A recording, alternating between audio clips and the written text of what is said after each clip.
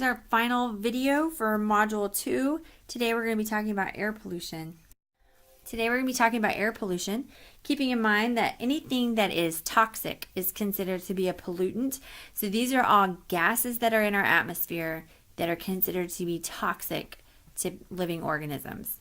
They account for 1% of what's in dry air.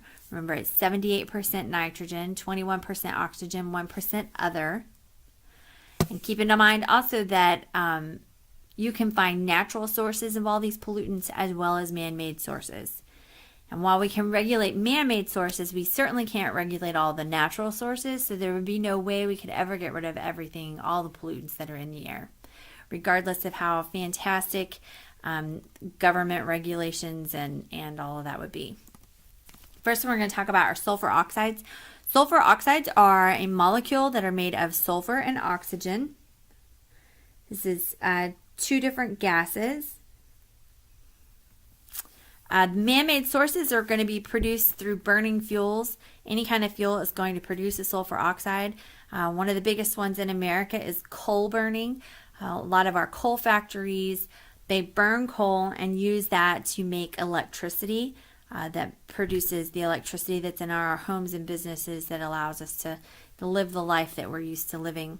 In general, coal factories or man-made sources account for about 70 to 100 million tons of sulfur oxides being put into the air every year.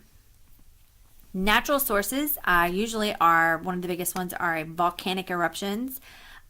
When a volcano is erupting, it is likely to be putting in 80 to 290 million tons a day. And so if you've got volcanoes erupting, and most of the time they don't happen just once, it is a repetitive process as a volcano is erupting over lots of days or times.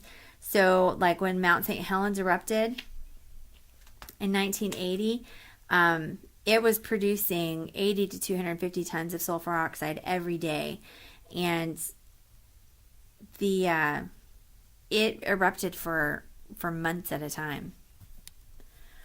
For the man-made sources, the smokestacks at the coal plants, they can be cleaned. They can clean the air out with scrubbers, which is going to stop and trap some of those pollutants from getting out in the air using limestone. It absorbs some of the sulfur oxides, but not all of it. But it definitely makes the air cleaner. However, now you have a liquid or a pasty waste that you still have to get rid of. So there's still waste involved. Nitrogen oxides are going to be a combination of nitrogen and oxygen molecules that are formed. These are anytime you're burning fuel at a very high temperature, such as in certain engines and in power plants. Most of the time, people can be responsible for about 24 million tons of nitrogen oxides being put into the atmosphere every year. Volcanoes and lightning are going to be the natural sources, and every time it's happening, we've got 20 to 90 million tons of nitrogen oxides being put into the air from the natural sources, which either way, that's still a lot more nitrogen oxide coming from natural sources than from man-made sources. Ozone is another one that's considered. Now remember, in the last section I told you that ozone is necessary for life, and where's most of our ozone layer found? It's miles and miles above sea level. So when I say ozone as a pollutant, we're talking about ground level ozone, because ozone, if you're breathing it in, is very dangerous. So man-made sources are any activity that involves air and heat. So there's often more in the summer than there is in the winter, just because of the temperature near the Earth's surface. Baking bread is a source of ozone. Carbon monoxide is another one. If you live in a house that has a gas furnace or gas stove, anything like that, you probably have, or you should have, a carbon monoxide monitor, because carbon monoxide is a result of incomplete combustion, where it doesn't burn completely and then it's releasing this CO instead of CO2.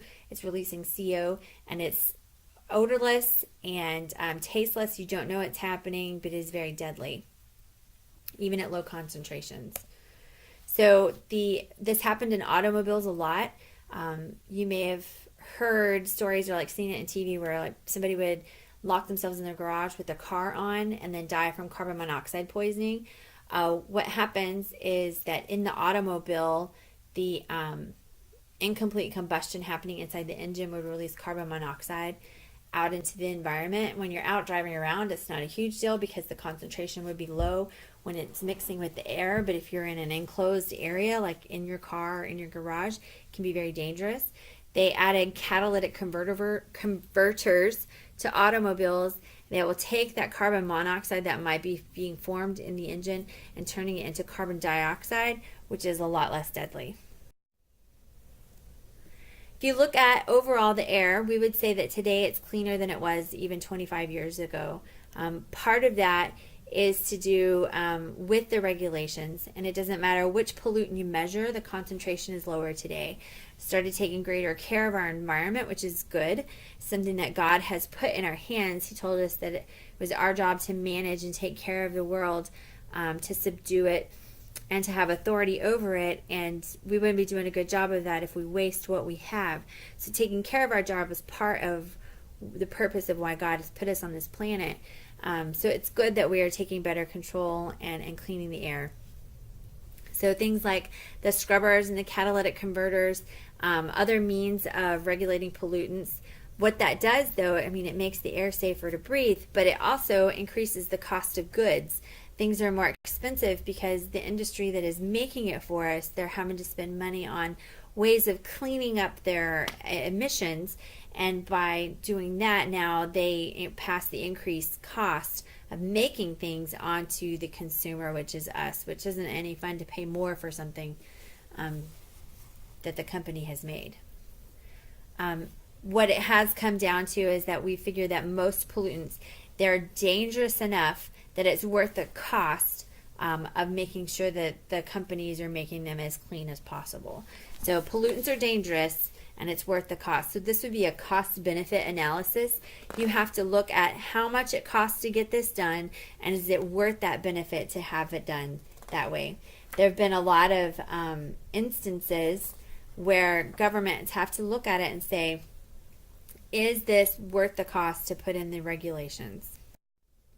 So I want you to think about regulating the pollutants that are in the air from industry and American daily life. And we can't regulate the pollutants that are being put in by the natural sources. But as far as American daily life and from industry goes, do you think there are any downfalls to regulating it? And then what might some of those downfalls be besides the increased cost of goods? I want you to think about, are there any other downfalls that might be there?